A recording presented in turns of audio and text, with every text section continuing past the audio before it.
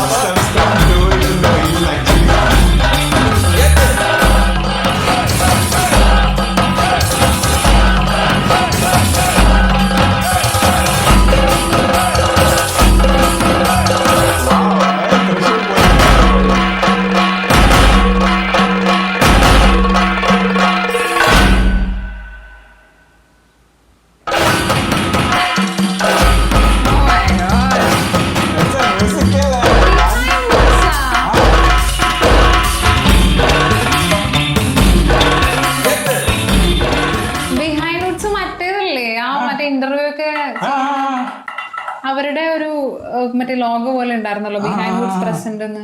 ഇതെന്താ സാധനം എന്താ മനസ്സിലാവുന്നില്ല, സെർച്ച് ചെയ്ത് നോക്കിയില്ല. എടുത്തു പറയേണ്ട എന്താ അറിയോ, 2 പേര് ജീനിയസ് വരുമ്പോ ഇങ്ങനെ ഉണ്ടാവും മനസ്സിലായി. ലോങ് ഷോട്ടില് പക്കാ മറ്റേ ഋതിക് റോഷൻ തന്നെ ലോങ് കാണാൻ കേട്ടോ. ആ മുടിയൊക്കെ വെട്ടിയിട്ടുള്ള ഒരു ഇതിനകത്തില്ലേ, അത് ഭയങ്കര ഒരു അങ്ങനെ ഞാൻ ഫുള്ള് നോക്കിണ്ടായിരുന്നു. മറ്റേ അതല്ല ഞാനത് അതിൽ ആലോചിച്ചത്. കാരണം ഇപ്പൊ പൊതുവെ പാട്ടുകൾ ട്രെൻഡ് ആകുമ്പോൾ അതിന്റെ റീൽസ് ഇങ്ങനെ പോവല്ലോ, അപ്പൊ ഈ സ്റ്റെപ്പ് ഒക്കെ ഇടില്ലേ, അപ്പൊ ഈ സ്റ്റെപ്പ് എങ്ങനെ ഇടുന്നത് നോക്കണം എല്ലാരും. ഒന്നില്ലെങ്കിൽ ഈ പാട്ടിന് അത്രയും നല്ല എന്താ പറയാ പ്രോ ആയിട്ടുള്ള ആളുകളുണ്ടാവും, അവര് ഡാൻസേഴ്സ് ഈ സ്റ്റെപ്പ് ഡാൻസ് ഇത്ര അറിയാത്ത ആളുകൾ വേറെ അതായിരിക്കും നടക്കാൻ പോണത്.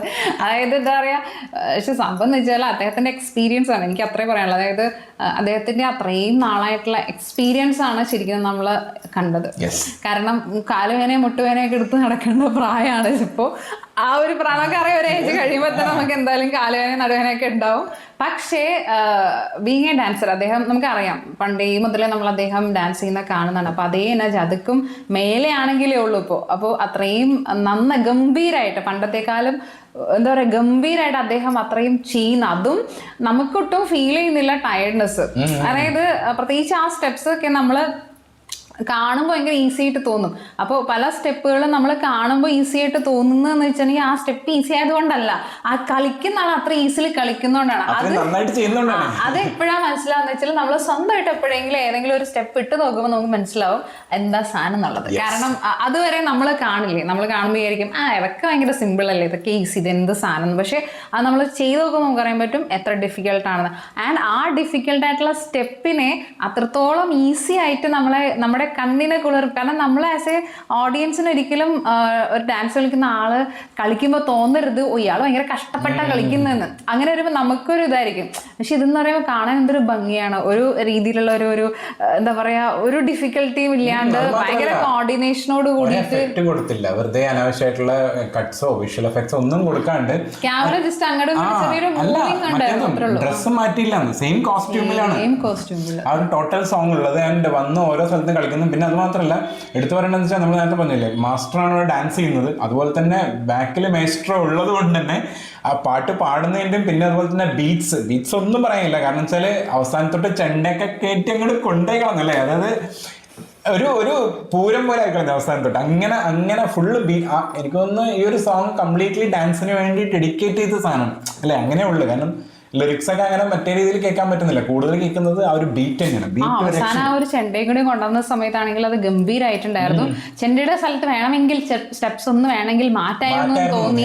അതായത് കുറച്ചൊരു ക്ലാസിക്കൽ വേണമെങ്കിൽ കൊണ്ടുവരായിരുന്നു, അല്ലെങ്കിൽ ചെണ്ടേനേക്കാൾ ആ ഒരു മാച്ച് ആവുന്ന രീതിയിൽ കൊണ്ടുവരാതിരിക്കുന്നു തോന്നി. കാരണം അതിന് മുന്നേ വരെ എന്താ പറയാ നമ്മൾ പറയില്ലേ, നമ്മൾ അങ്ങനെ ഇരുന്നു ചെണ്ടയുടെ സ്ഥലത്ത് മാത്രം ചെറുതായിട്ടൊന്ന് എന്താ പറയാ സ്റ്റെപ്സിൽ മാറ്റം കൊണ്ടുവന്നിരുന്നു എന്നുണ്ടെങ്കിൽ അവിടെ കുറച്ചുകൂടി ഒരു ഡിഫറെന്റ് ആയേനെ എന്ന് തോന്നിയത്. പ്രത്യേകിച്ച് നമ്മുടെയൊക്കെ ആ ഒരു ചെണ്ടയുടെ കൂടെ വേറെ എന്തെങ്കിലുമൊക്കെ ഒന്നും കൂടി മിക്സ് ചെയ്തിരുന്നെങ്കിൽ നമ്മൾ പറയില്ല അതിനൊരു വേറൊരു എഫക്റ്റ് ഉണ്ടായേനെ. ആൻഡ് കുറച്ചൊരു ക്ലാസിക്കൽ ടച്ച് കൂടി വെച്ചിരുന്നുണ്ടെങ്കിൽ സോ അങ്ങനെ തോന്നിയത്. പക്ഷേ ആ ഒരു ചെണ്ടയുടെ ഏരിയയിലാണെങ്കിലും ആ ഒരു മൂവ് ആണെങ്കിലും എല്ലാം അവർ കറക്റ്റ് ആയിട്ട് തന്നെ ചെയ്യാൻ നോക്കി എന്നുള്ളതാണ്.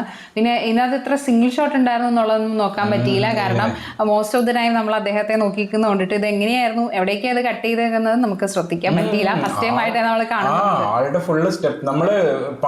പാട്ടന്നെ ഇതാവുന്നില്ല, നമ്മൾ കൂടുതൽ നമ്മൾ അവിടെ നിൽക്കുന്നത്, നമ്മളെ കണ്ണ് ഫുൾ അവിടെ കോൺസെൻട്രേഷൻ, ജസ്റ്റ് ബീറ്റ് എൻജോയ് ചെയ്യുന്നു, അതിന്റെ കൂടെ ഡാൻസ് എൻജോയ് ചെയ്യുന്നു, അങ്ങനെ ഉണ്ടായിരുന്നു. ആൻഡ് അതിന്റെ ഇടയിൽ നമ്മളെ ആക്ടേഴ്സ് വരുന്നുണ്ട്. അപ്പൊ അജുവിനൊക്കെ നമ്മളിങ്ങനെ നോക്കണം, അജു തന്നെ ആണോ എന്നുള്ളതൊക്കെ. അർജുന ശോകം വന്നില്ല, പാട്ടിലുണ്ടായിരുന്നില്ല, ചിലപ്പോൾ എനിക്കൊന്ന് പടത്തിലാവാനാണ് സാധ്യത. അപ്പൊ എന്തായാലും വെയിറ്റിംഗ് ഫോർ ദ മൂവി. നിങ്ങളുടെ കമന്റ് ബോക്സിൽ പറയാം, അടുത്ത വീഡിയോയിൽ കാണാം.